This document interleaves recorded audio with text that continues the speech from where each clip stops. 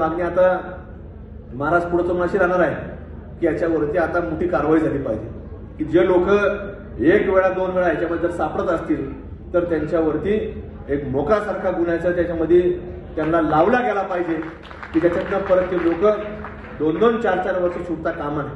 कारण एकाच माणूस जर रिपीटेड जर ती गोष्ट करत असेल तर याचा अर्थ तो पैशापेक्षाही त्याचा इंटरेस्ट आपल्या हिंदू लोकांच्या भावना दुखवण्यामध्ये असतो. त्याला त्याचा एक वेगळा जर आपण म्हणू शकतो की आसुरी आनंद मिळतो. तशा प्रकारची देखील लोक ही जातीमध्ये ते लोक आहेत आणि त्यामुळे त्यांच्या या सगळ्या गोष्टींवरती आपल्याला पुढच्या काळामध्ये पायबंद आणण्याची आवश्यकता ही आता निर्माण झाली आहे. आणि मग तशा प्रकारची या राज्य सरकारच्या माध्यमातून जर एक वेळा दोन वेळा जर एक सातत्याने जर लोक करत असतील तर त्यांच्यावरती मोका अंतर्गत कारवाई करावी, मोक्यासारखा कलम त्यांच्यावरती लावला जावा.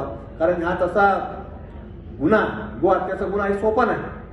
हा याच्यामध्ये तुम्हाला सांगतो जसं आपण पाहतो काही एखादे लोक असतात की सातत्याने वारंवार ते लोक गुन्हा करणारे असतात, त्याला हॅबिच्युअल लोक म्हणतो आपण. तशी ही लोक देखील हॅबिच्युअल झालेली आहेत. यांना हे सगळं सातत्यानं हे व्यवसायापेक्षा आपल्या लोकांच्या भावना दुखवण्याचं काम यांना त्याचा एक वेगळा आनंद मिळतो. त्यामुळे पुढच्या काळामध्ये आपण राज्य सरकारकडे देखील मागणी करू की याच्यामध्ये मोठी कारवाई, याच्यावर मोकासारखी कारवाई झालीच पाहिजे अशा प्रकारे देखील भूमिका या राज्य सरकारदरबार आपण मांडू.